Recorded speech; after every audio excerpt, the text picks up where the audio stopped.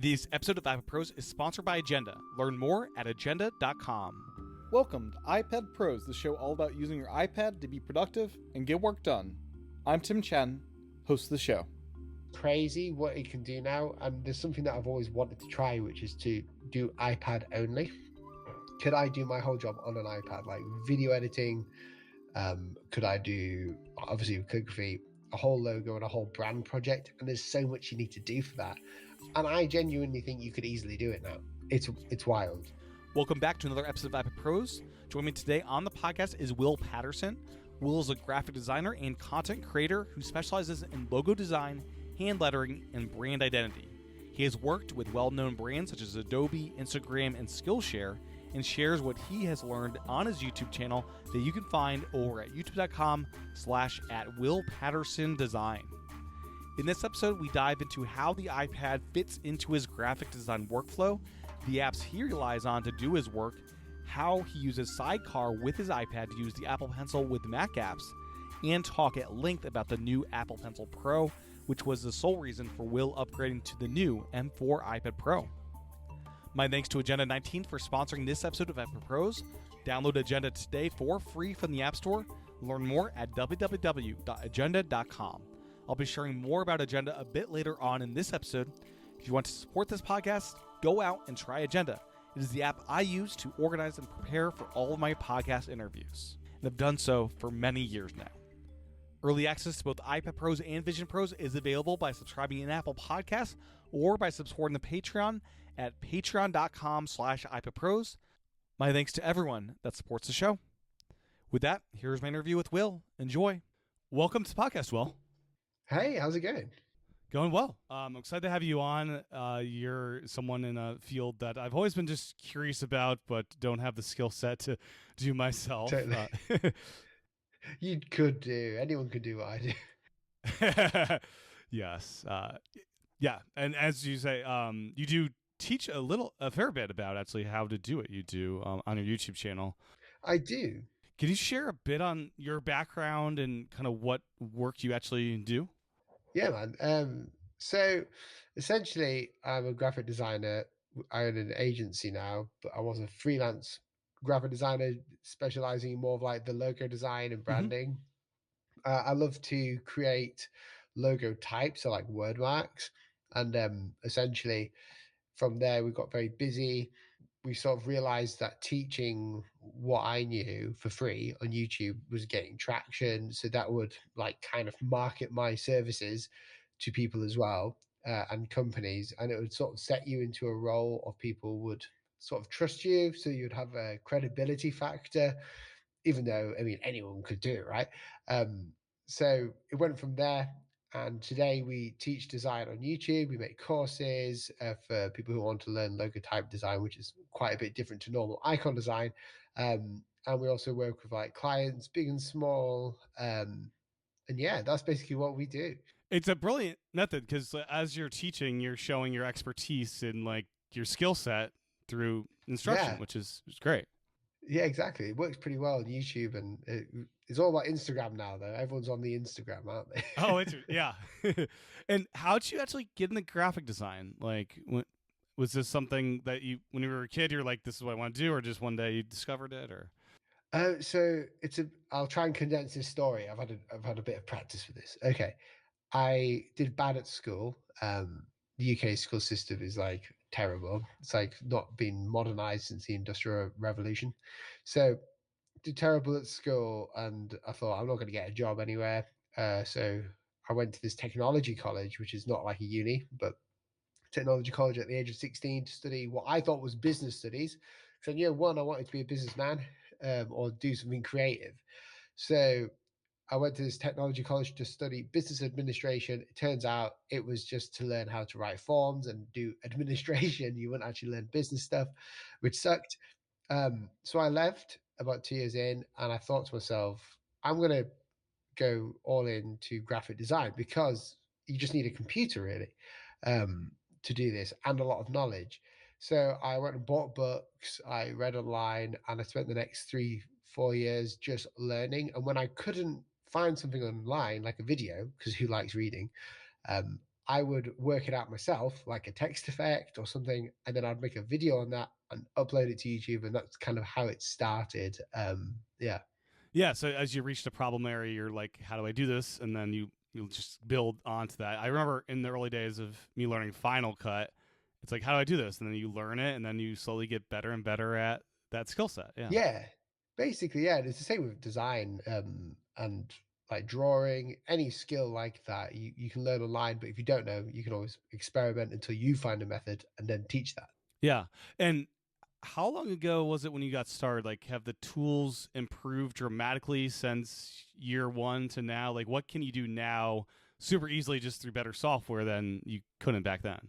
Oh, it depends. So probably not as much as you think. The best thing you can have is pencil and paper for logo types, physical pencil and paper, because you're less precious. And I see like a constraint as like a more of a creative solution.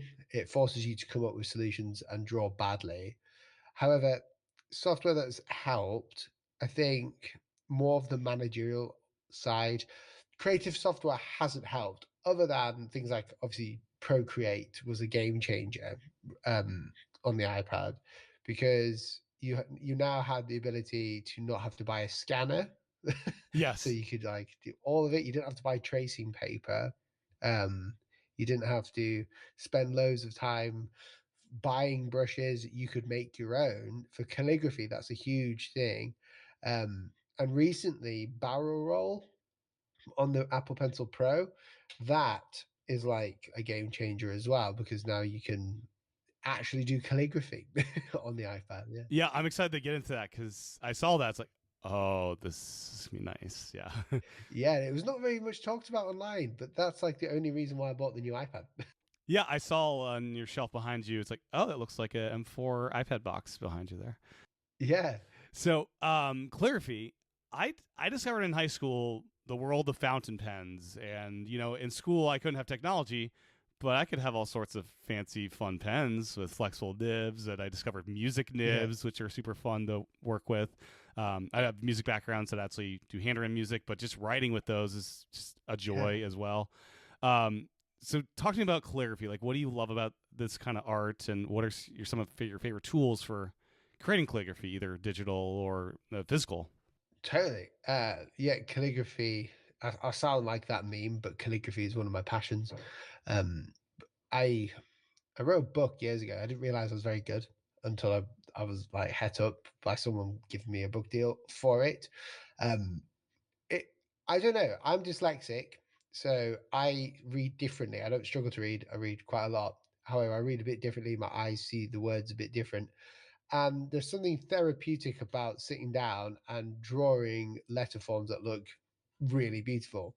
My handwriting normally is terrible, so having the intention to use a brush pen or a G pen or a Spencerian oblique nib, um, hold like a pen holder thing, that is just like, there's something about getting the perfect line, and it's about one in every like 100 scratches of the paper you'll get a perfect line.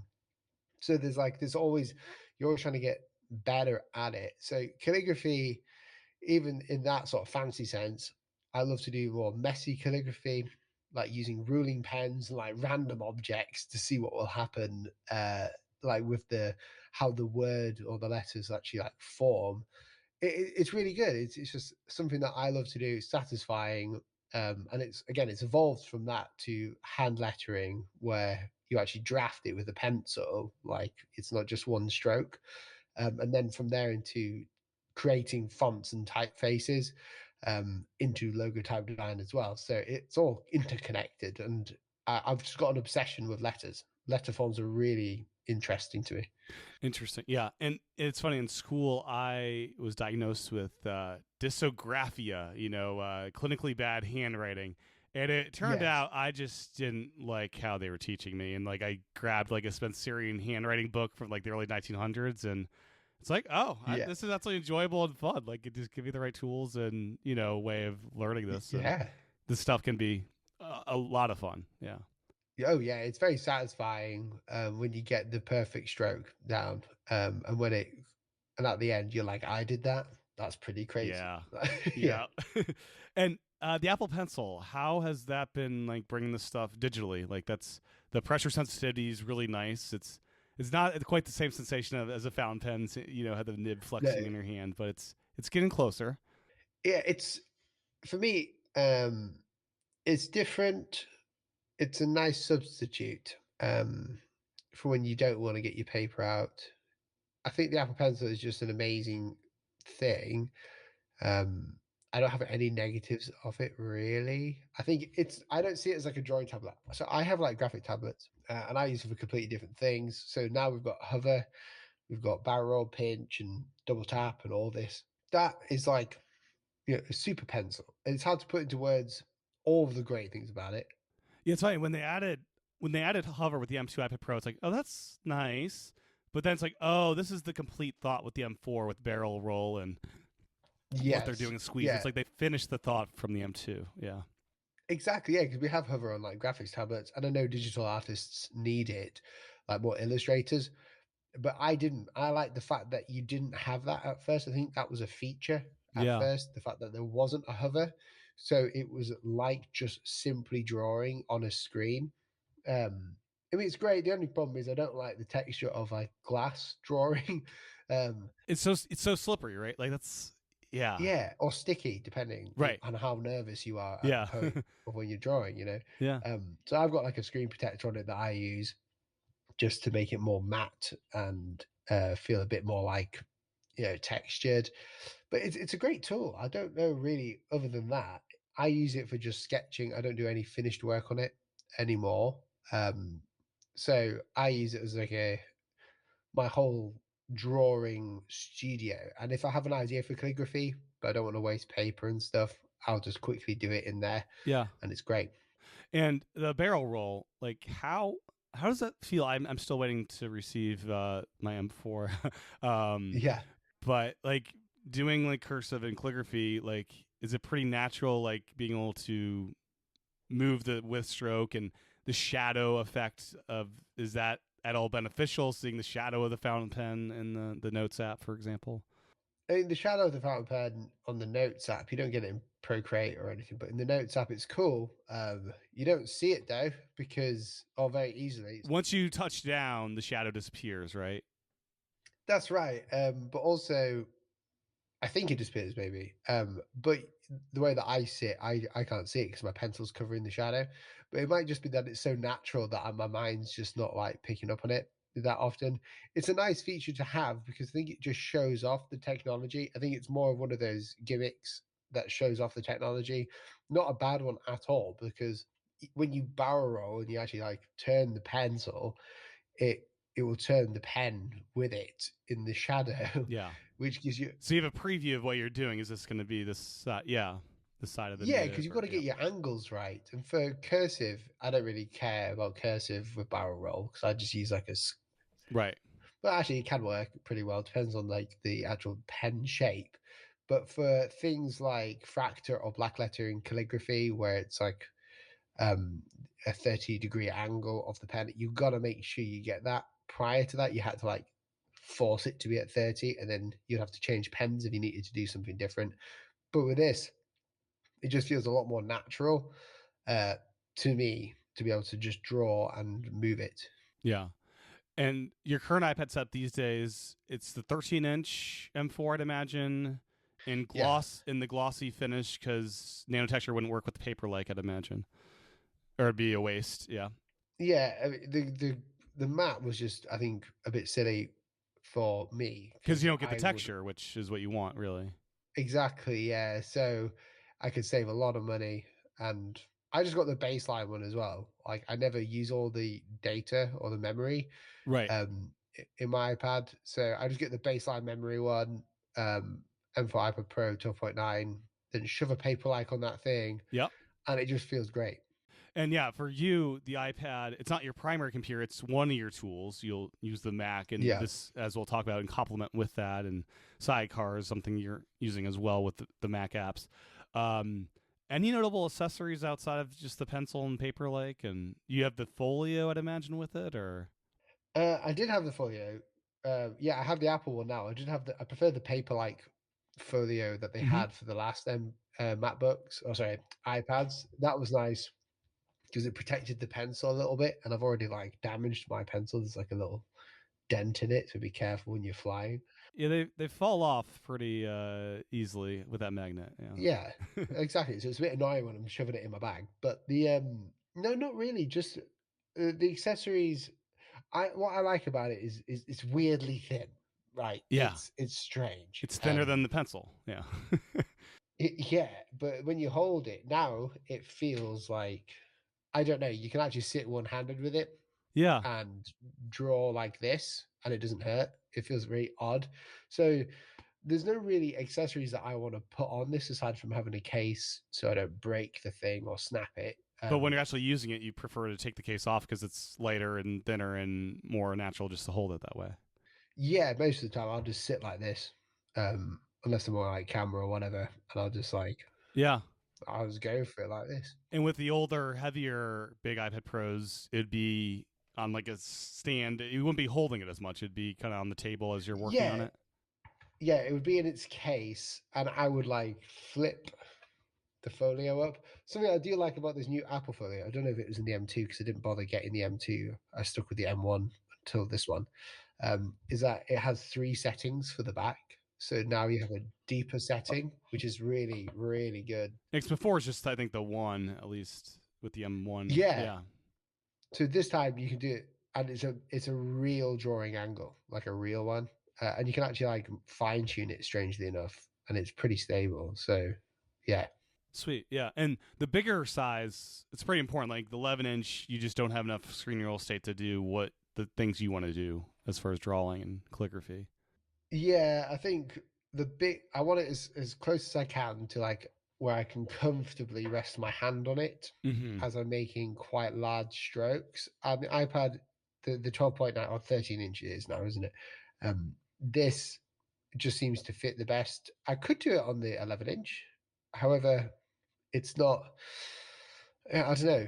It it just doesn't feel right. And I think the feeling is more important most of the time than the doing. If you feel like you want to go back to it, and I'll show you when you get your iPad, you will 100% want to go and like Yes. sit with it on your lap. People didn't used to do that with a 12.9 inch, but now it feels like an 11 inch. It's weird. How to explain? Yeah.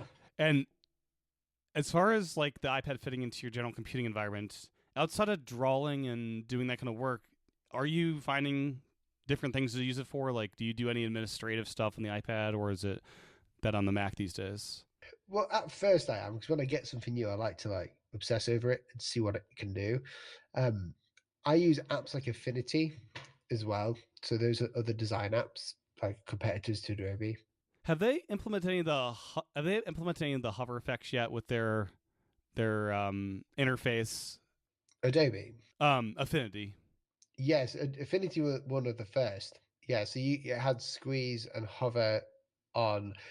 The coolest thing, you'll have to try it out, but is because there's so many tools on the screen, because it works the same on the Mac as it does on the iPad, Yeah.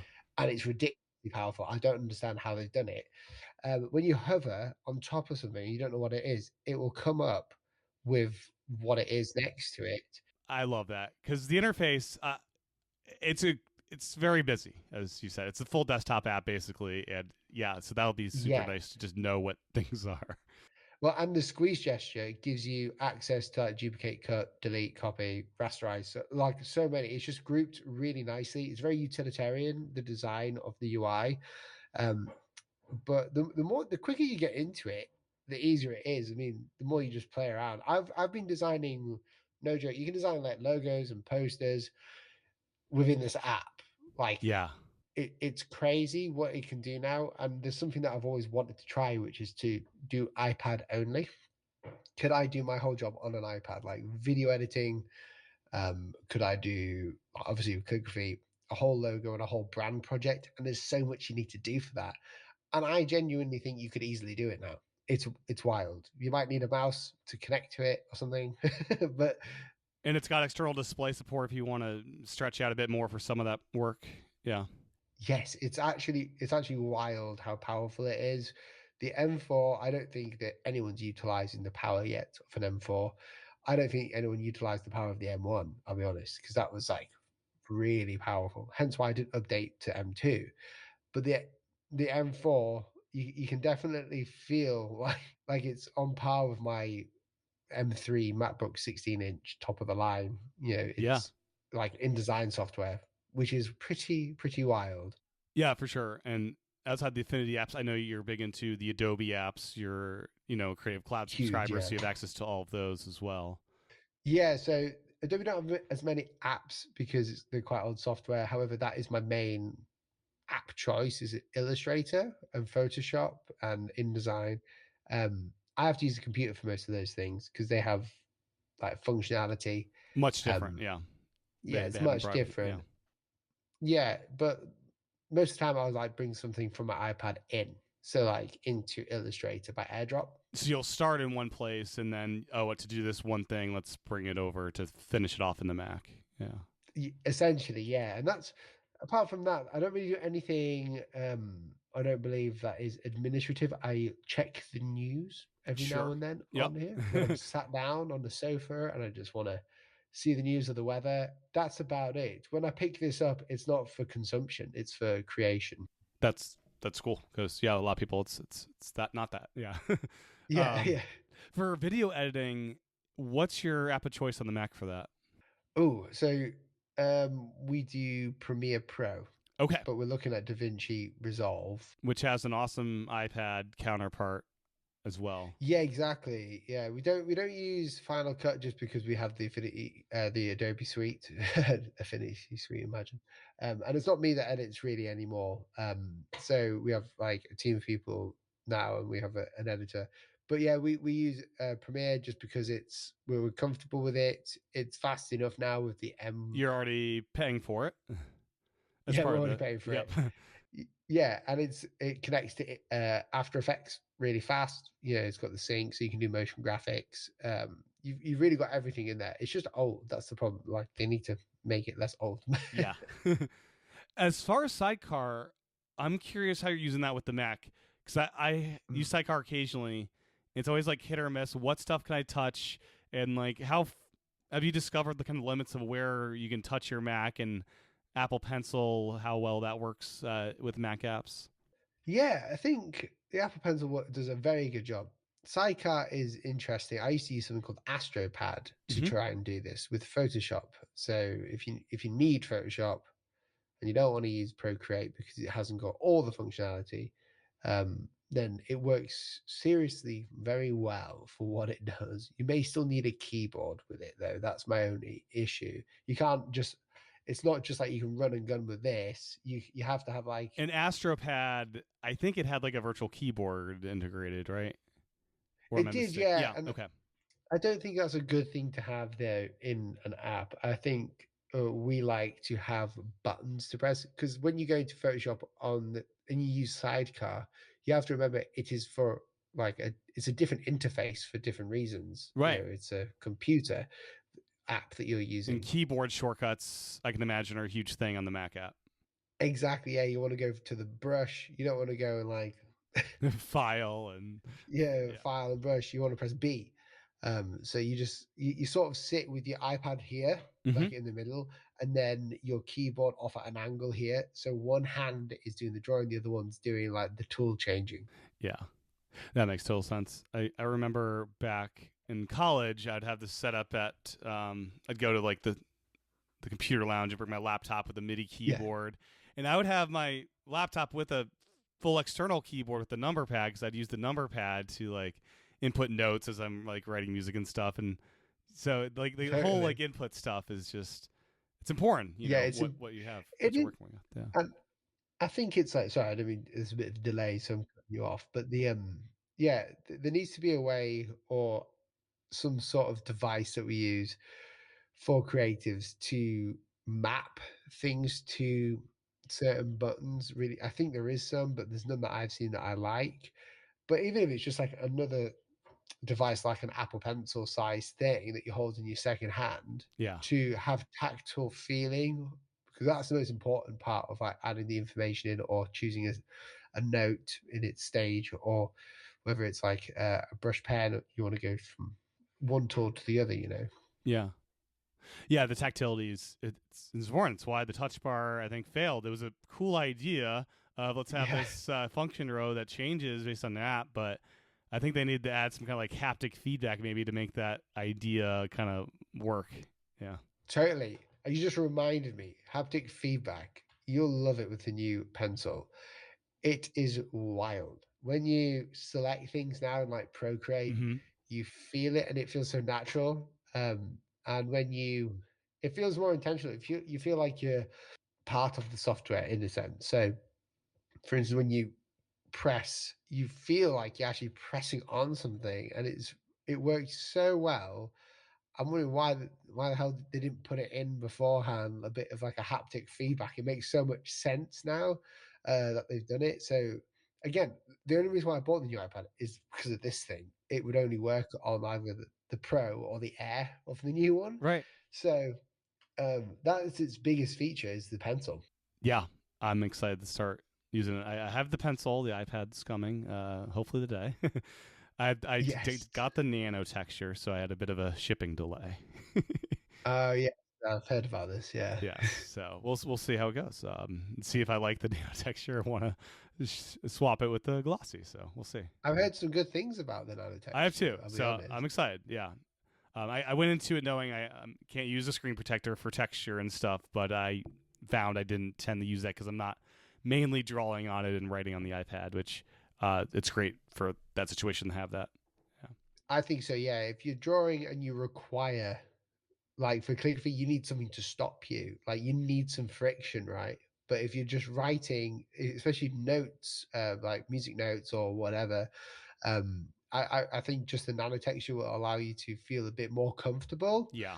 rather than have to have something so matte Yes. all the time. Yeah. Yeah, for sure.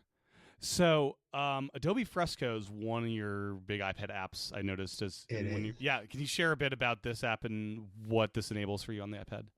Totally. So Adobe Fresco is kind of like Procreate, but better in some ways and not as good in other ways. So Fresco has certain tools in there, such as like a ruler and like different shapes that you can use and treat it like a ruler and different shapes. The problem with Procreate is you draw quick lines. So you have to like draw a line and hold it, and it gets boring and it sucks for when you're doing like very intricate draft things for logo design. So you have to kind of draw accurately sometimes. Procreate isn't good at that. Fresco is really good at that. Okay. And its pencil is just amazing. I was going to make a video about this because I think people underestimate how powerful Fresco really is.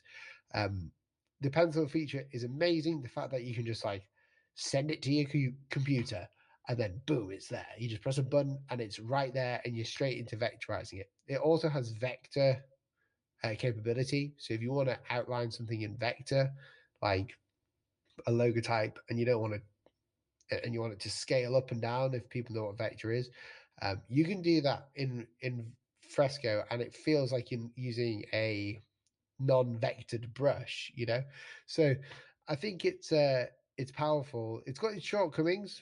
However, I think for what I use it for, I couldn't really do what I do without it. Procreate is more of my sketch pad. I never finish in there. And then I bring it into Fresco and I make it better, miles better. Then it goes into the computer apps. I'm looking for an app that will do it all. Hopefully one day. Yeah.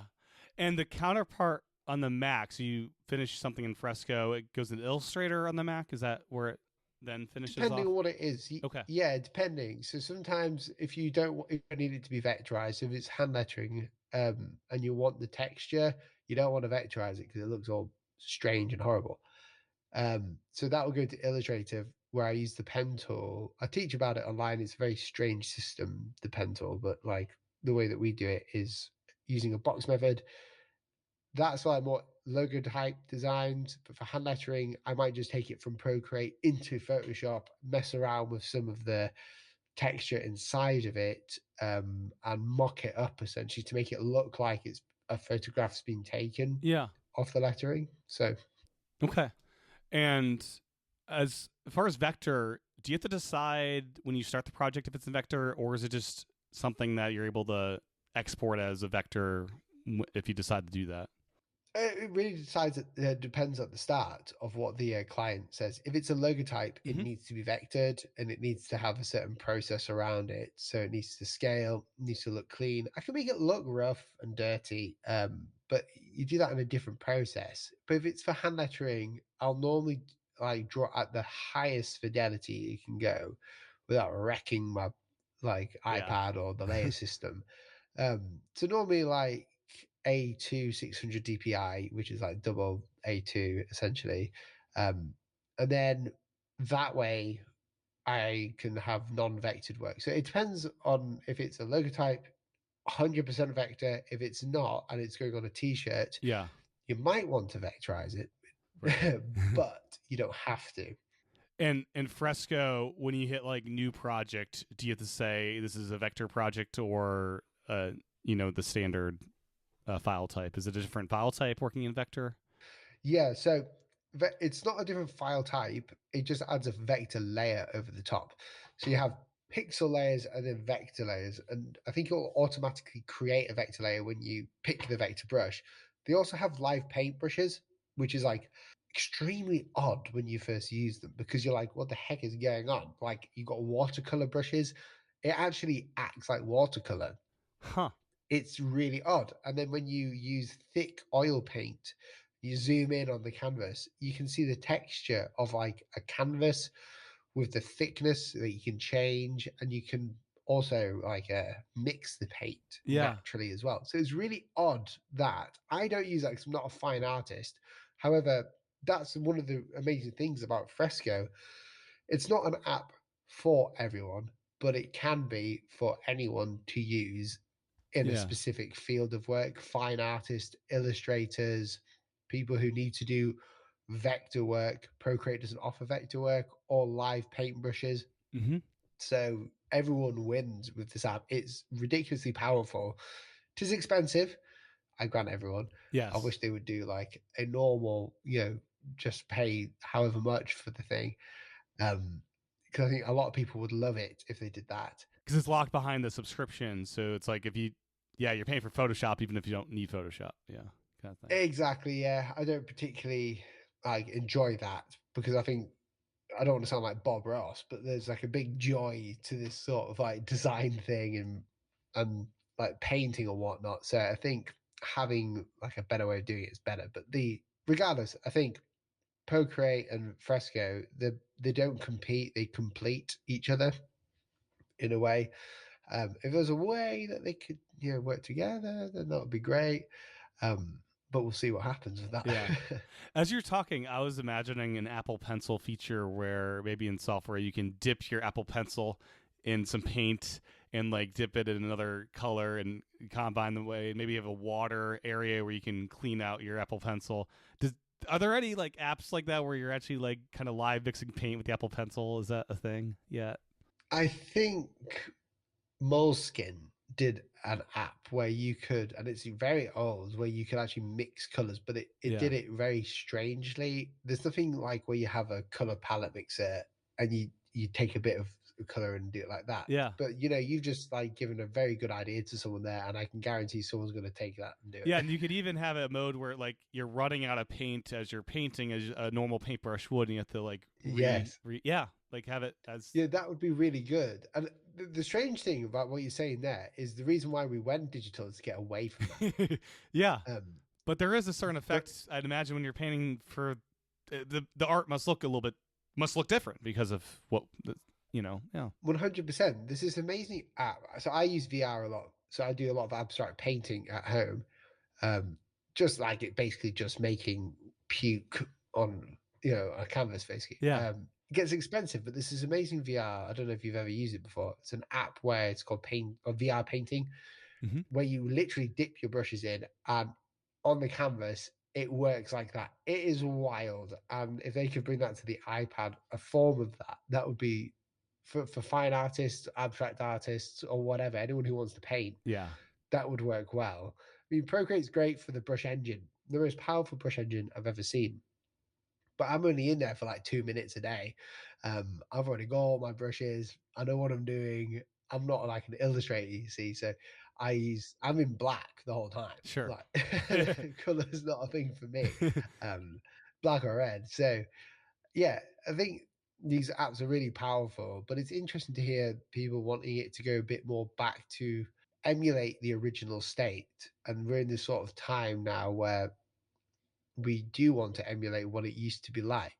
Yeah. And it'd be interesting that Prior. the haptics, it's not when you're actually drawing. There's no like, I'd love resistance from haptics somehow where you're, emulating a certain Yeah. wetness of a nib and, drier nibs. You have a Well, little bit more haptics feedback or something like that. there is haptic feedback in Procreate when you do selection now, and it's Okay. really strange. Yeah. So as you're selecting, it will speed up and it'll just be a little tick in your finger. Yeah.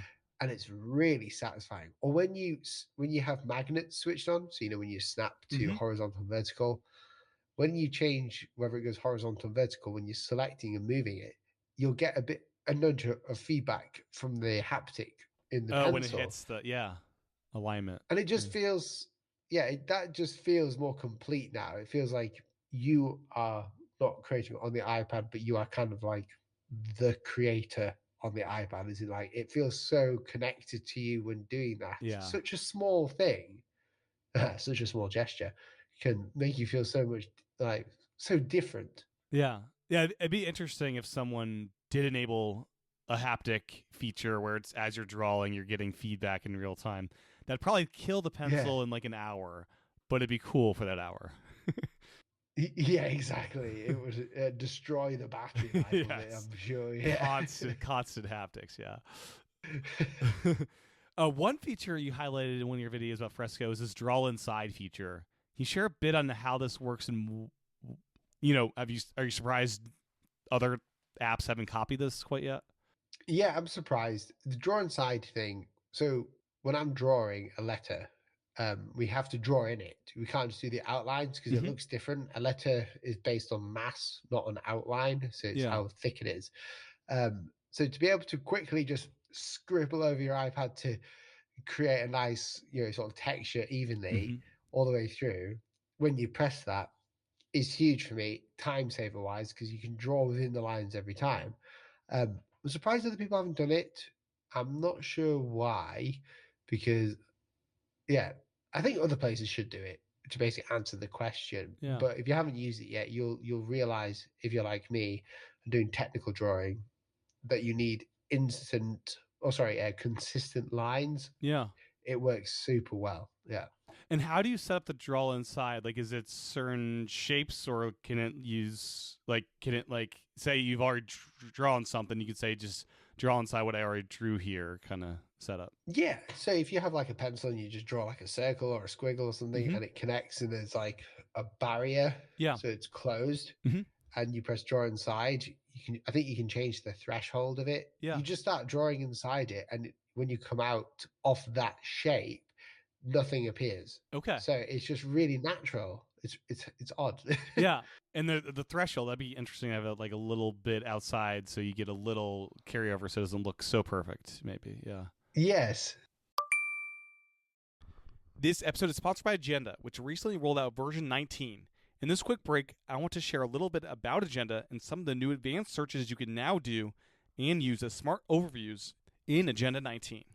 Agenda is the app I use to prepare and plan for all of my podcast episodes across both iPad Pros and Vision Pros. I love how it integrates with my calendar to make sure I hit all the appropriate deadlines for my episodes, and the collaboration built into Agenda has been transformative to how I work with guests. Agenda's iPad app is a huge reason I started using Agenda many years ago. The Agenda team is always at the forefront of adopting new iPadOS level features that Apple introduces and finds clever ways to implement them that makes the app truly shine. Multi-window support being one of my favorite examples of this, and is bar none the best iPad app to support this, including Apple's own built-in apps. If you haven't tried out Agenda on the iPad, give it a shot. It is one of my favorite places to use the app, and it is a showcase for what can be done on the iPad. In Agenda 19, the search experience was completely rebuilt.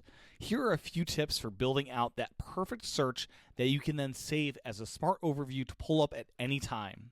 Entering a single term will pull up all notes that contain that term in the content of the note, the title, or in tags. By entering multiple terms, you'll pull up those notes that contain all of the terms included. You can also restrict searches to certain tags or people by using the hashtag symbol for tags or the @ sign for people.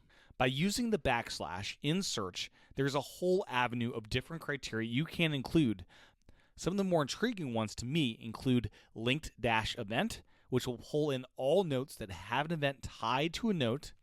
After entering this, you can select yes or no.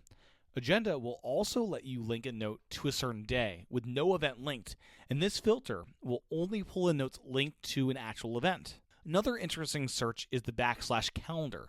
By doing this, it will let you select any of your calendars and pull in notes linked to that calendar. This is a great way to filter your notes down to a personal or work filter based on the calendar. You can even get more creative if you want to start adding extra calendars to the mix and linking events to those calendars. Two other searches I find super interesting are edited-date and creation-date. By using both of these, you could create a very interesting smart overview that will help you pull in all of the notes that you've created or edited recently that you may not have a date yet attached to. The thing that impresses me the most with this new search system is not just how robust the search is, letting you search for practically any data tied to that note, but how it lets you take advantage of these searches. Beyond just the basic searches, you can filter down your entire agenda library. As you bounce from project to project, that filter will remain in place, allowing you to look over your entire catalog of notes with that filter in place. It's something super powerful, and I wish more apps did.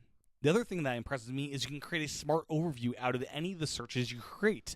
These live at the top of the sidebar, allowing you to quickly return to these searches. Both of these are super powerful and expand beyond what most apps do with search. If you want to learn more about all the powerful searches you can create, there's an in-depth search syntax cheat sheet in the Agenda community that will be linked to in the show notes of this episode. If you haven't tried Agenda, I'd really encourage you to give it a shot. Agenda is free to download and use with no obtrusive ads. To unlock the full power of Agenda, give Agenda Premium a shot. One thing that Agenda continues to do that I love is their approach to premium features and unlocks.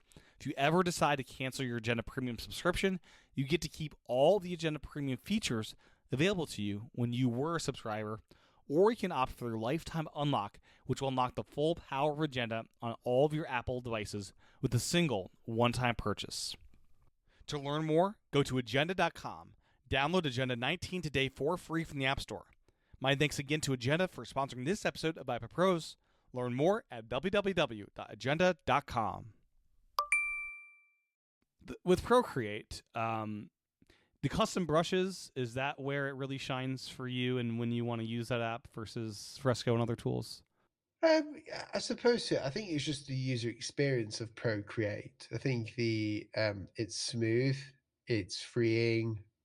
You can create brushes. I think the streamlined options within those custom brushes are amazing. So you can doesn't matter if you're not drawing on paper, you're never going to get clean lines unless you have stabilization on. Doesn't matter how good you are, because it's a screen that you're drawing on, right? It's so slippery. Yeah. Yeah, it's so slippery. So I think just the general experience of how simplistic it is, yet everything's hidden away from you. Your work is upfront. And that's like a very new user interface, really, that started with Procreate from the beginning. Because I had Procreate prior to an Apple Pencil. I was using Procreate with this brush with a metal at the end Oh, to yeah. mimic. Yep. Yeah. Yeah, the stylus scene before Apple Pencil was wild. He had some with a little plastic disc at the end, and then he had some more Yeah. I don't know, You the had Adobe balls and Ink and stuff. Slide. Yeah. Adobe's only hardware product was Adobe Ink and Slide, and I bought it, and it was a pen that was chunky and this little chunk of, I don't know, metal and plastic, and that was your ruler. that was life changing. And then a year later, Apple brought out the Apple Pencil. So no more for that. So yeah, the whole experience of these apps really depends on how fluid it is, how well you can pinch in and out, and how easy you can. You don't have to think when you're changing tools. Like for instance, the double tap on the Apple Pencil goes straight to an eraser. As well as that, the eraser can be any brush. So you can get the same texture on your erasing as you do when you're actually brushing something. Yeah. Have you ever gotten into those the Bluetooth accessories for Procreate with all the hotkeys and stuff? I know that's like a big industry. Like there's all these like accessories designed especially for Procreate. No, I don't think it's required in Procreate to do that. I think, especially now with the new gestures on the pencil, everything can be done because you have the pinch now. And the squeezing I hear is really well done too, right? Yes, I do like it. You can map it to whatever you want. I've got it to like quick actions for like a new layer. So now instead of imagine the time. So like I'm drawing, I'm erasing by double tapping, and then new layer, squeeze, and then let go when you've hovered over a new layer. You've created a new layer instantly. It is so fast. You haven't had to move your hands or your eyes. You're just sort of doing it as you're drawing. So there's that when you change tools, it's really important not to interrupt the flow of someone, right? It's similar when you're writing music. You just want to write the music. You don't want to be like, okay, let's choose which note now. You just rather have something that gave you the note that, Yeah. that you need. It's like it's a big thing with music composition, just the input. Like I want to be improvising, and when I find the right note, hit a button to put it in, and nothing else. Like don't because a lot of apps do it the wrong way. It's like you got to know ahead of time what you want to write. It's like that's not how it works. Oh, exactly. Yeah. It's you're interrupting the creative flow of it, and that I think a lot of like experienced designers, these people who create apps, the biggest thing now isn't how it looks; it's how it feels when you use it. And I think Procreate is winning on that for a lot of people. There are other apps like Affinity. I really like the way that they've done it on the iPad. I like Adobe Illustrator on the iPad. I wish there was a few more features, but I haven't even tested it on this new iPad. I don't think, which is strange. I need to have a proper look. But anything that interrupts the flow, and I'm having to work out where the tool is or something, it's not for me. And Procreate is easy because you've got one tool. You've got a brush and a razor. With the layers, like how do you have projects with crazy amount of layers, and like what are the different uses of layers? Will you ever have like a rough sketch as one layer, and then you're doing your kind of final and the next layer? Like talk to me a bit about the different layers. So I'm working on one right now. Just as before we were talking, what I'll do is I'll have a logo that I'm working on, and there may be like a shape behind that I've used. I use it as tracing paper. So layers to me aren't to be additive, they're to be reductive. So they allow me to see what's underneath, like an onion skin for animation. Yeah. And through that, I'm able to sort of make certain changes. Prior to that, and still now, we do use tracing paper. So I've drawn like this little silly mark or whatever for a logo, a part of it. Then I will go and grab tracing paper and I'll keep making changes on that. And that's what the iPad layer or the layer system in Procreate and in Fresco is really good at. You just change the opacity and you can draw over the top. Another thing is when you're doing calligraphy and you want to then make it refined, you then get the layer, take its opacity down, put another layer on top, then start drawing on that layer in a bit more of a controlled fashion. And that's how I use layers. Yeah, that's the best way. Okay. When you're creating a font out of your calligraphy, have you found a way to do that entirely on the iPad, or do you create the assets on iPad, then do the font creation on the Mac? I don't even use the iPad for any part of the font creation. No. So Okay. I use only no drawing. So most fonts, because it's a system, you only use primitive shapes inside of an app called Glyphs that we use, which is a specialized app for font or typefaces and fonts. It gets a bit technical, but like essentially, a letter form is made up of many components. So to create a font system, like the I will be the stem of the N. Yeah. So we have to like copy that over. So there's no point in like designing on your your iPad. The only caveat Right. to that is if I have an idea for a font, I will create some control letters, which are normally a capital H, a capital O, and a lowercase n and a lowercase o. And those have all of the components inside of them that other letters use. So then you can base it on that. So if you create this really crazy font, you just have to draw out a few letters to do that. Yeah. It was fun when I was learning Spencerian script, realizing, oh, the P, this is a shared thing with the R, and different components, like the different, just there's a couple main things that are shared, and like that was a revelation to me, because that's like, I didn't know that before doing that kind of work. It is weird. Yeah, the way that we read text, like it comes from calligraphy, or all that we do from lettering and type design comes from calligraphy itself. Everything is a component and everything is recycled essentially, and that's what gives the illusion, and it's all full of illusions as well. So it's not just enough to have an O in its like box. It actually has to be slightly higher than anything that's level, because it doesn't look right. So yeah, there's a lot of little illusions and cool things. I mean, I'm obsessed about it. So you probably want to like talk about something else now before I start. Like, Well, did you have any reactions towards Apple learning your handwriting on the iPad and like pasting in text in your own handwriting style to like the Notes app? That seemed just wild to me. do you know, I found that hilarious because everyone's been talking about why does the iPad not have a calculator app? Yeah. And then Apple don't just create a calculator app; they create the best calculator app you could ever get. I think. Yeah. Yeah, I'm not sure. So generative AI, which is how it's using it, there will be terms and conditions of where they can take your handlettering or your handwriting from that app to do that, but it Yeah. won't go anywhere else. It'll all be on board, hence the M4 chip. Right. And I think it's sort of working now in the beta, which I think it's actually using non-Apple intelligence machine learning, their other form of more primitive, still very advanced. Yeah. Yeah. I think it depends what you see, how you perceive generative AI. I mean, a lot of graphic designers and creators are quite angry, but I think the best word to actually use is sensitive, because, I mean, for me, I don't particularly care too much because there's nothing I can do. However, people are sensitive to it because they don't know what the future holds for them, whether they'll be replaced. Do you remember it's a scary thing. Yeah.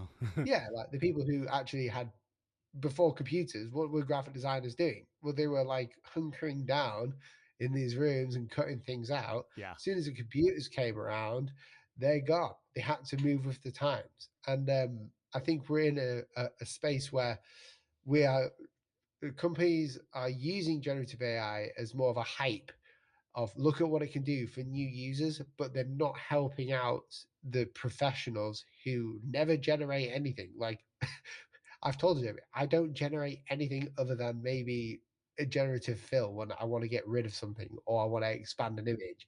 It's a novelty. So generative AI, because they've made me feel safe and secure using it. They ask me for permission when anything goes beyond like the secure cloud into like OpenAI. But I also think generative AI will become more of a tool in the future rather than we'll all get bored of AI art.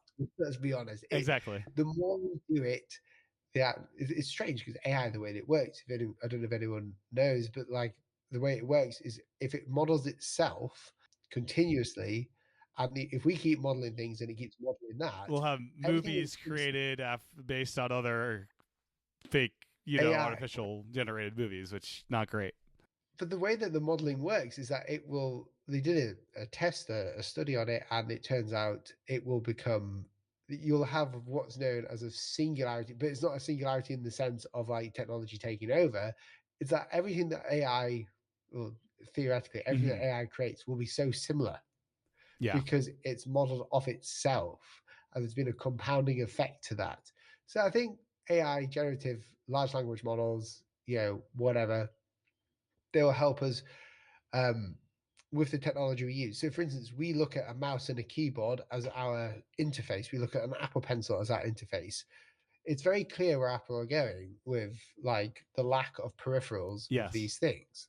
I believe we'll be using AI to actually interact with the iPad and these phones through generative AI, Mm-hmm. rather than AI replacing what we do, because no company wants that.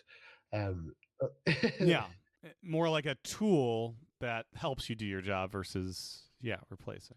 yeah, through the interactions, and generative AI is amazing at working out how we interact with things, and that's the way that our interface will be. Right now, we have buttons that we press, but maybe one day it'll be, you look at it and you think, or you do an eye movement, Yeah. and it knows to get rid of that app instantaneously Right. for you, and you don't have to touch anything. Yeah. Yeah. No, it'll be interesting next decade to see where this all shakes out to. Yeah, it Yeah. will be. Yeah, for sure. With Procreate and the custom brushes, do you know if the barrel roll is that something you're able to like customize the brush for the new barrel roll ability to kind of like work even better in certain situations with that? All I know is that you can press a button to allow it to happen. Okay, Um, a yeah. button to allow barrel roll to even work in Procreate. Yeah, so you just go to the brush engine settings and you just flick it on, and that's about it. And that's what I like. That's what you want it to do that. Well, you either want the brush to do it or not do it. Yes. So it's more of a binary yes or no question. Okay. Yeah. And with the custom brushes, I haven't gone big into them. Is it mainly like paintbrushes, or could I create like a custom nib that's like, let's have this be like a music nib. Let me have this super thick, then thin when I, go a different direction, or. Yeah, you can do so. The brush engine is like mad. You can do anything basically you want. There's someone who's created like a bubbles one. Um, it literally draws in, and it looks like a bubble or glass ball when you're doing Yeah. it. It's mad. So yeah, nothing surprises me. Yeah. No, that's cool. I'll have to dive more into what. Yeah, I know people have raved about the abilities within there. And you've created your own custom brushes for your own work. Is that right? Yeah, we create them. We need to. Without custom brushes, we wouldn't have like the calligraphy tools that we need.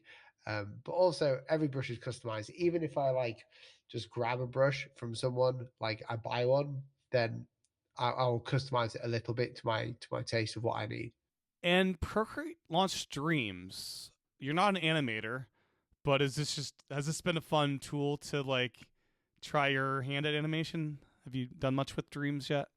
Procreate Dreams, yeah, it's an amazing app. I think I've played around with it to do some logo reveals and like logo animations.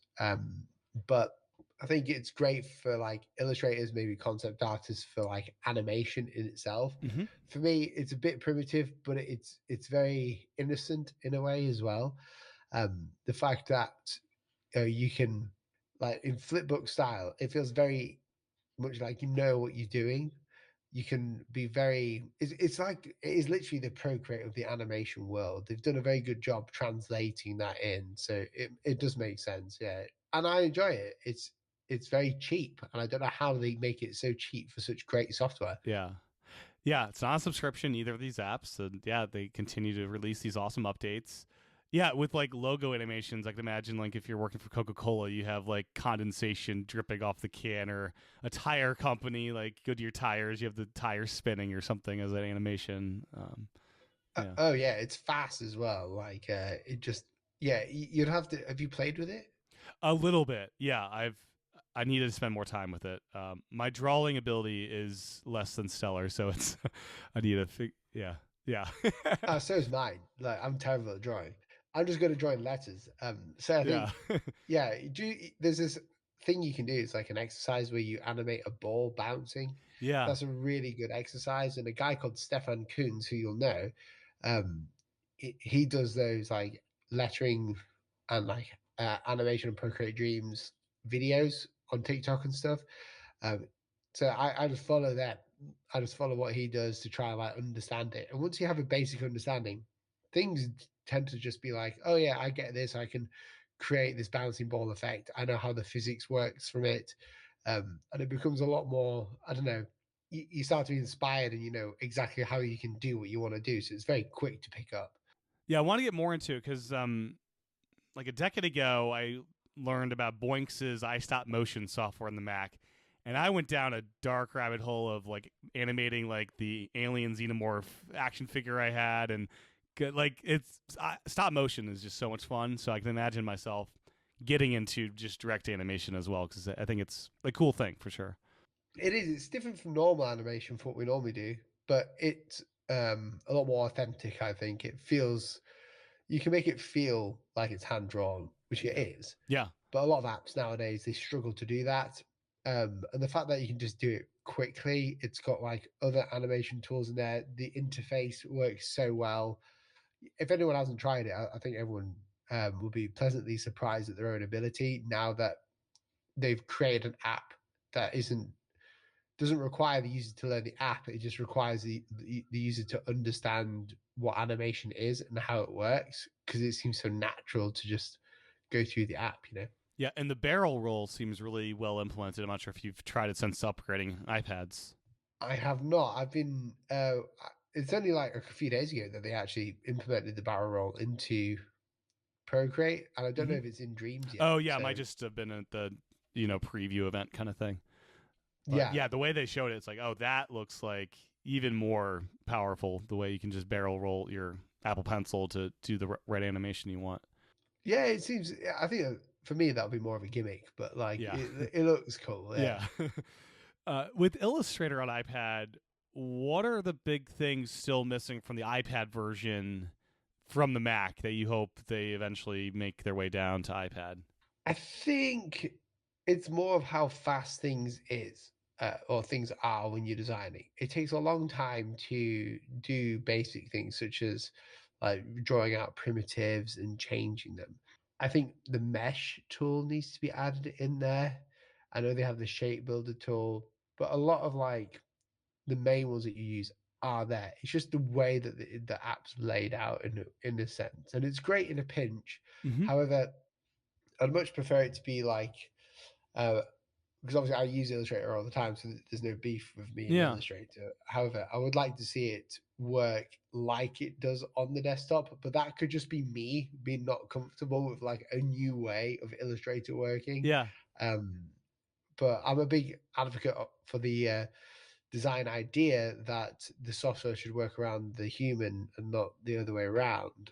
So maybe the human side of, or the side of me that is used to Illustrator on the desktop, I've had to like, Yeah, like if you started on the iPad, then the desktop came later, you might have different feelings. Yeah. essentially, yeah. Do you know if the keyboard shortcuts are in Illustrator for iPad? I don't know if you use a keyboard at all with I your have iPad. no idea. Okay. No, I don't use a keyboard at all. I mean, if I'm using Sidecar, I Yeah. will, but that's on the computer, right? Right. So it'd be interesting to have like an external Bluetooth keyboard to the side just for keyboard shortcuts as you're like working. That could be an interesting setup Yeah, potentially, depending on the app. It would be. I mean, part of it is that on Affinity Designer, I don't have to. Mhm. Although I hardly use the app. I need to do like more stuff. I'm just like a guy who's in a candy shop using all these different apps to do different Yeah. things, you know. I would just have to be forced to use it more, I think. Yeah. Which sounds bad because I'm just a guy who wants comfort when he's designing. I just want to get the idea out. I don't really care about the software that I'm using. I just want to get the idea out there in the fastest way possible.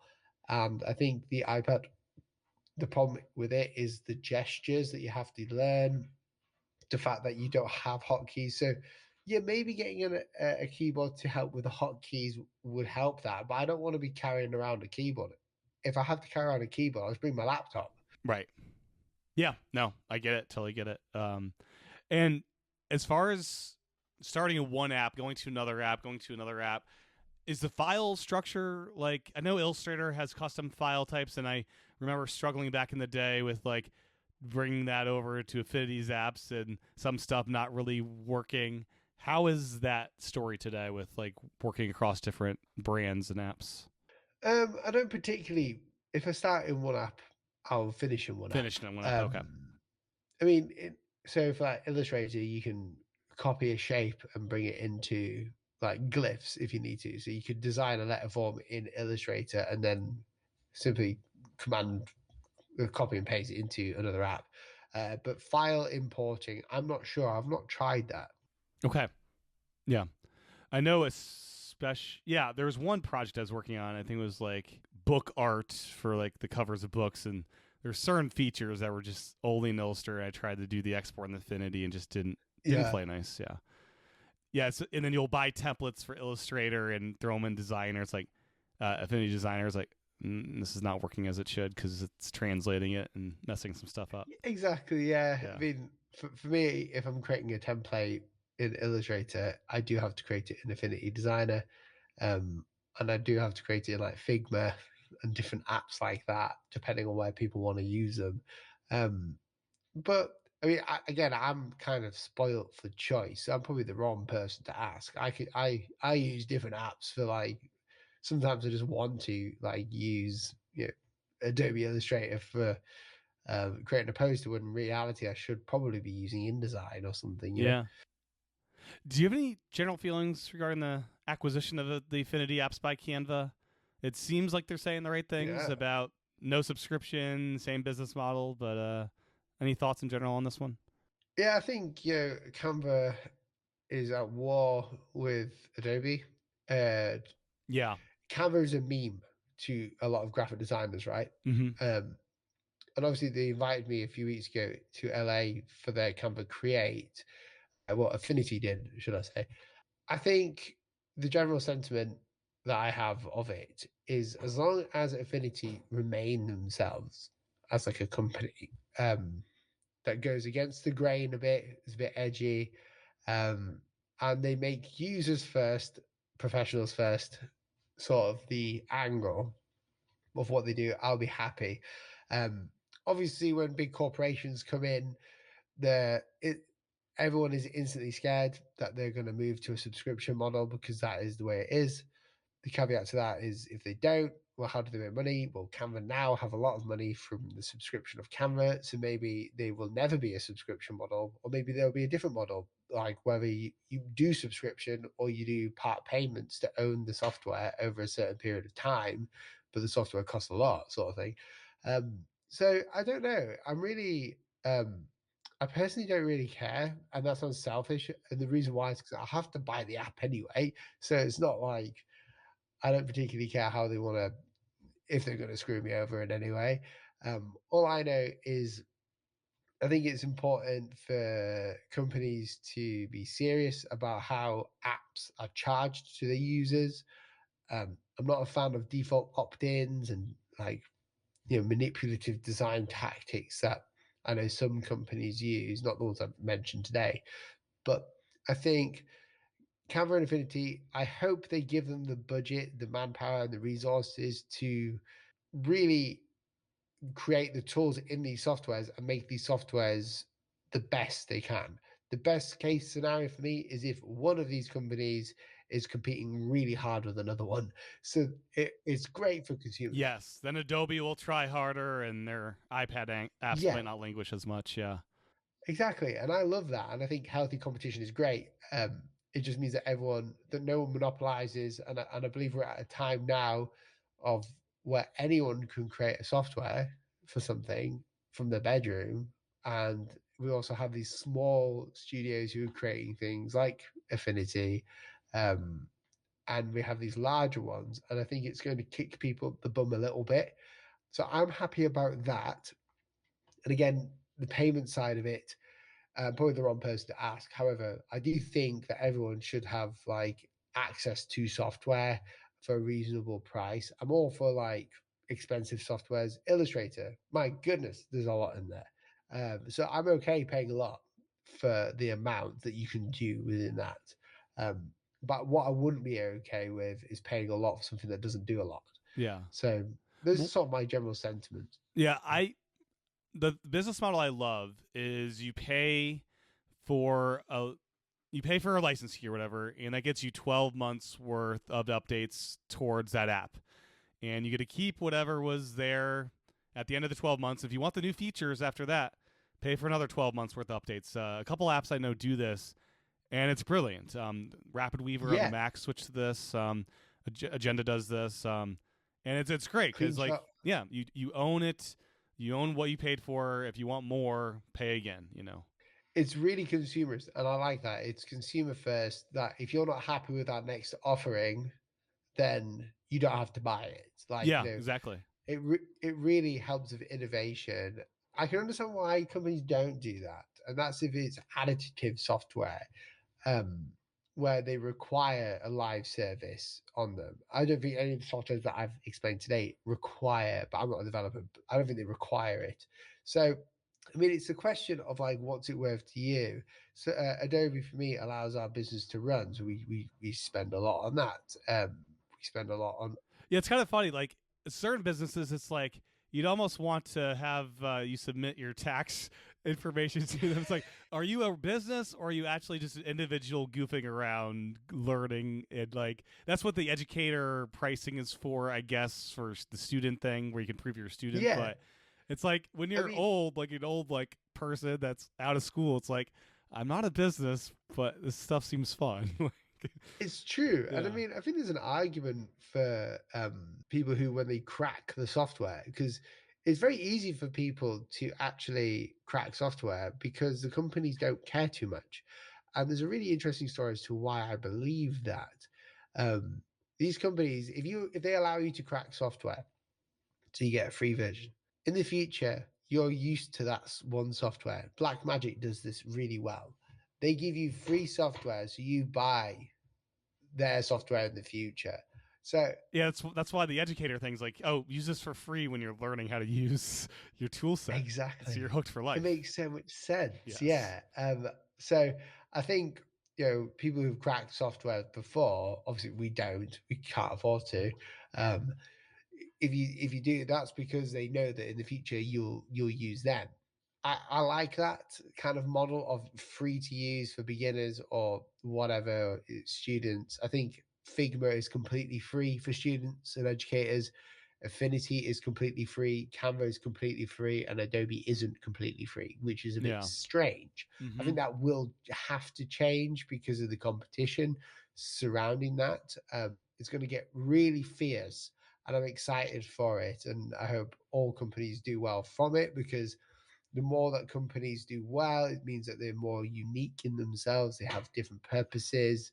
And I'm not, I get a lot of comments on our channel of people hating certain companies, certain things. And I'm not that kind of guy. I'm quite optimistic in nature.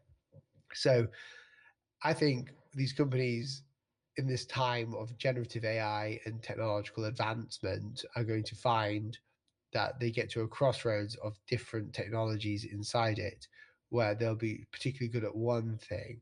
I don't think anyone's going to like fully cut them off, because they all do some things really well and all of them do things not so well, but they normally complete each other. So that's basically the moral of my story. I'm all about completion rather than competition. As long as they give me an incentive to buy it and it actually helps, then I will. Yeah.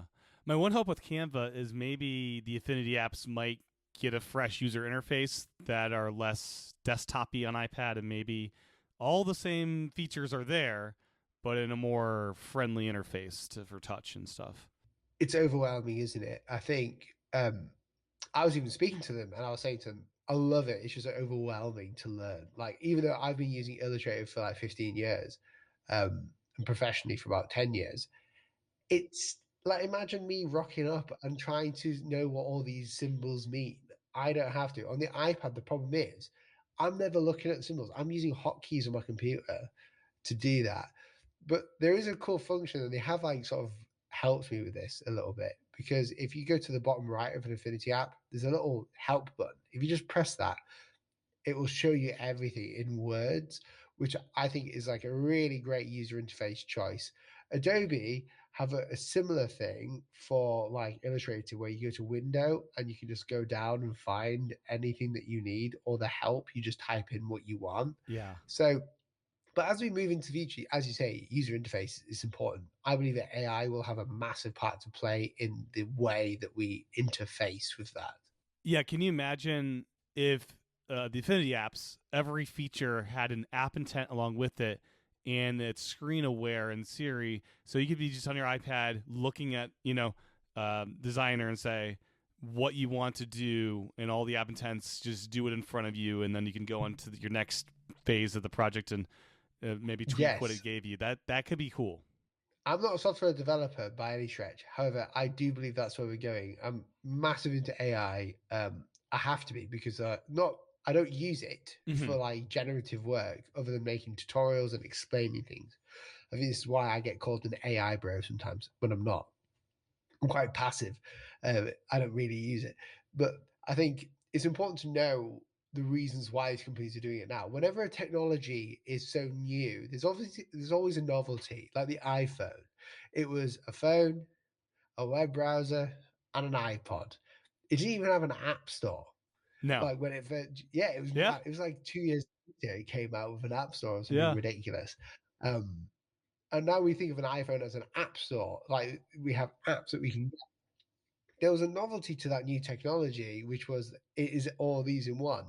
Now, a similar thing is going to happen with AI in the design industry, where now we have a novelty of they can create like I don't know a lion vector drawing or something, and that's all well and good. However, that's not where it's going to go.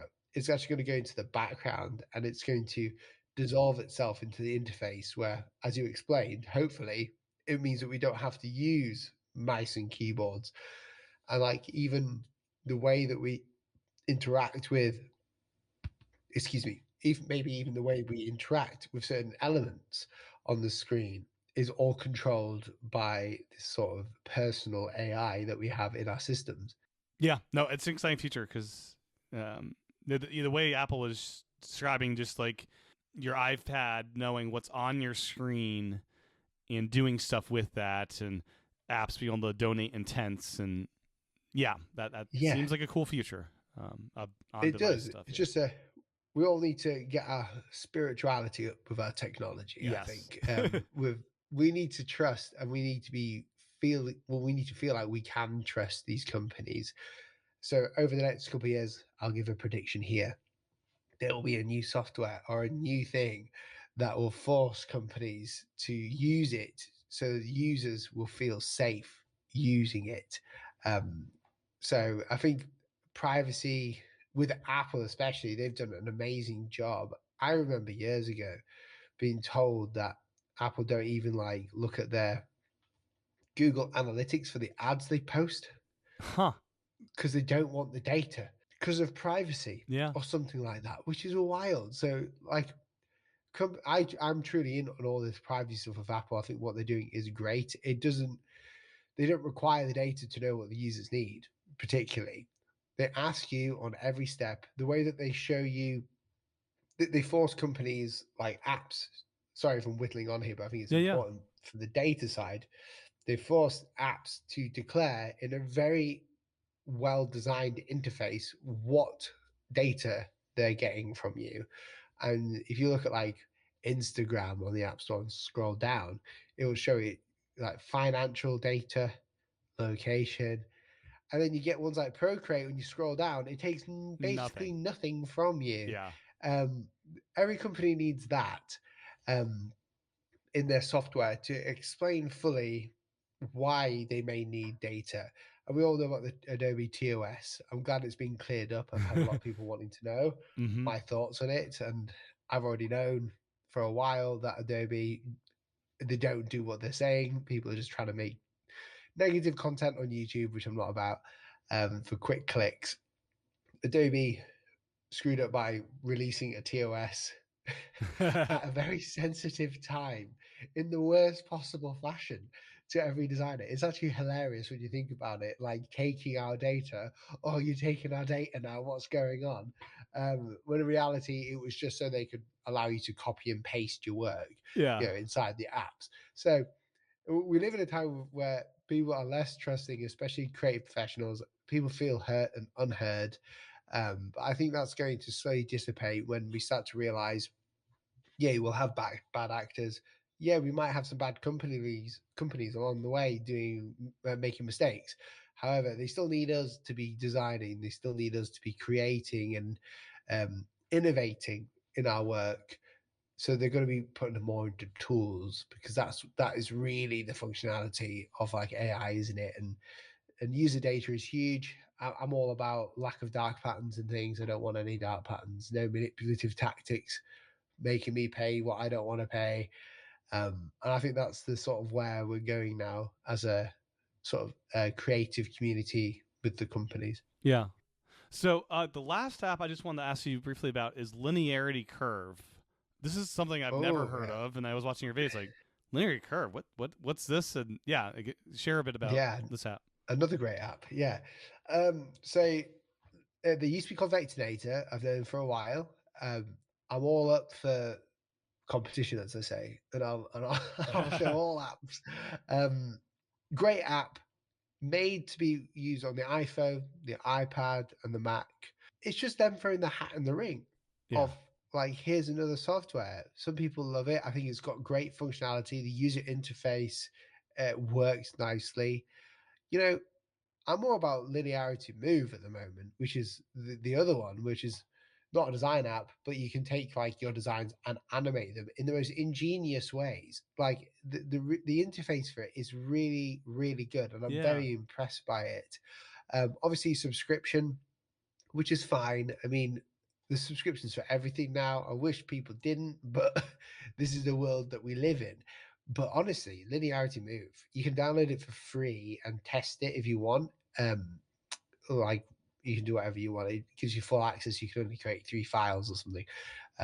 So the way that you animate things is so weirdly like advanced, but innocent to do. So it's like Procreate Dreams. However, it's not flipbook. It's actually motion graphics for adverts and Instagram and things like that. Anyone can do it. It is literally scale it up, move the timeline, scale it down, move it this way. And it's got all the easing in there. So you feel like an absolute pro without having to buy any plugins. And the fact that you can do it on the iPad, and I don't know if you do it on your iPhone, but the fact that you can do that across 2 different platforms is really amazing. And that's what I'm all about. Apps that are apps that natively work on one computer and work on a different computer with a different interface as well. The design challenges of that are huge. So I think the Linearity Curve is an amazing app for what it can do. It's limited by its features, and I think there's no way of like, using it for everything that I do. However, if you're an illustrator who just needs an app that can literally vectorize some of their work or create these intricate illustrations with the pen tool or with the Apple Pencil, yeah, you're gonna love that. That's gonna be an app for you that you'll love. Yeah. Very cool. Yeah, I'll have to check that one out. Any other apps or iPad related things you wanted to touch on before we wrap it up? Let's have a think. I'll open my iPad real quick. Yeah. Otherwise, I'll kick myself after.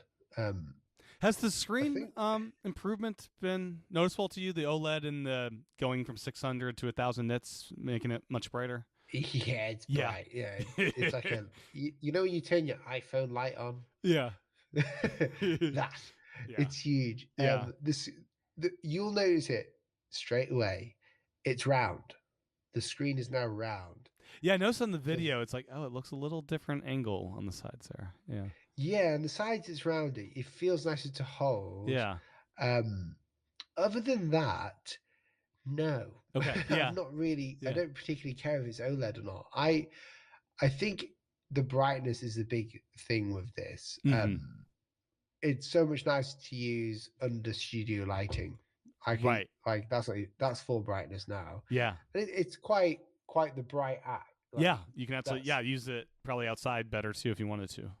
Yeah, so it's great. Lack of reflections. Even I used it without a Paperlike for like a couple of weeks. Because the brightness overcomes a lot of reflections, I'd imagine. Yeah. That's right. Yeah, and I've noticed as well, it doesn't get hot. So it's really strange. Yeah. So I can use it whilst charging it. It doesn't. The only bit that gets hot is the Apple logo at the back. Okay. Yeah. But that's so far away from your hands. Yes. You don't feel like you're breaking it anymore. So I think it's just more efficient in every way. It's a lot more of a friendly design. The only strange thing is the Apple logo, right? And let me explain this really quickly. Yeah. The Apple logo is face up still in portrait. Yeah, because that's how everyone uses their iPad. But now the camera's here. Exactly. Yeah, it's a So bit it's of a actually weird this one. way we're supposed to be holding it. Yeah, I think Apple's answer would be when it's in its keyboard case, the Apple logo is the right side up, and then when you're just holding it handheld, that's when I guess you use it the other way. But the camera's that direction, so if you're doing a handheld video chat, a little backwards. It's the primary way you hold it now, I reckon. I mean, you can hold it like this. They really need a rotating Apple logo that just like motorizes turns. I think so, yeah, because the pencil's up here too. So that's the top. But that's my only gripe. Bit of a weird thing. Yeah, that's about it. Yeah, sorry about that. It makes more sense for the 11-inch, I'd say, where you might hold it more that way. Yeah. Yeah, probably. Yeah, I would say so. It's just a little gripe of what I would like to see it just turn, because that would be a huge design change, changing the actual default orientation to landscape, which is where I think everyone's going to go. And you'll understand when you hold it, it's very odd. Even with a case on, you can like fling this around with you, and it's not like you carry. Yeah, the weight reduction seems dramatic. I mean, yeah, it is. You'll be scared to bend it. I've got it out of my case a few times on the bag. I've got a rucksack. My laptop's in front, no, behind it. And I'm always like, has it bent? Has it bent? It's shockingly thin. The sound is great. The experience of sitting in the bed or the couch, so much nicer. Is it worth upgrading to? Well, if you need barrel roll, get it. Yeah. Or the M2 iPad Air, that's still great as well. But if you're someone who wants to future-proof what they do, iPad Pro all the way. I don't think anyone's going to regret it, but don't get it for the screen or anything like that, or the M4. There's no point. Get it for the pencil. Yeah, because the M1 iPad Pro, great screen already, like that mini LED display, very nice still. Yeah. I mean, I can just use that now. The only thing I'll miss is the functionality of the pencil. And, I know they had to change the architecture. The thinness and lightness is nice, but yeah. It's a nice to have. But the one thing that always gets me is the pencil. And if they upgrade that, then I'm all for the new iPad. Yeah, I wish they would bring back the gold iPad Pro. That's what I had for the 2nd Gen Pro. I loved that color, and it's like everything's so boring now with the colors of the Pro hardware. It's a new design language, isn't it? They're trying to make it into one slate of glass. So if it's darker, blends in more. Yeah, it blends in more. But also, what you're looking at isn't specifically the pane of glass; it's the stuff in the middle of the screen, right? Yeah, exactly. I kind of like that with it, but I think you'll love it. It's honestly, it's amazing. I'm surprised that I'm scared about the USB-C port because there's like a couple millimeters between that, so that's a bit of a scary, scary bit. Right? Yeah, that's as thin as it can go, I would say. Right? I think if they get any thinner, which I think they will, it'll be wireless charging. Right, which will suck because I love my Thunderbolt dock that I hook it up to every now and then. Yeah, exactly. Yeah, but I think this will be as thin as it gets. Do you remember the one year where it went thicker? I do. Yeah, that was the thing. Yeah, why have they gone thinner again? Everyone wants thinner. I know. I've really enjoyed this chat. This has been great learning about what you do and all these amazing apps that I need to investigate more myself. Where can people follow you online, watch your awesome videos, and all that? Totally. If you want to check out my videos, type in Will Paterson on YouTube. It's the easiest way. Obviously, you go to willpaterson.design if you want to learn more. And if you want to learn what I do, I've got a course over on Design Academy, which is designacad.com. With a course on there, if you want to check that out, got some free lessons for you. Other than that, just find me on Instagram and whatnot, and I'll say hello. Awesome. Well, thank you so much for your time today, Will. I really appreciate it. No, thank you. Well, that's an interview with Will. My thanks again to Will for his time recording. My thanks to you for your time and attention tuning in. My thanks once again to Agenda for sponsoring this episode of iPad Pros. Learn more at www.agenda.com. Download Agenda today for free on all of your Apple devices, including your iPad. Early access to this podcast and Vision Pros is available via Apple Podcasts and over at Patreon. Subscribe today at patreon.com/iPadPros. With that, I'll talk to everyone again real soon.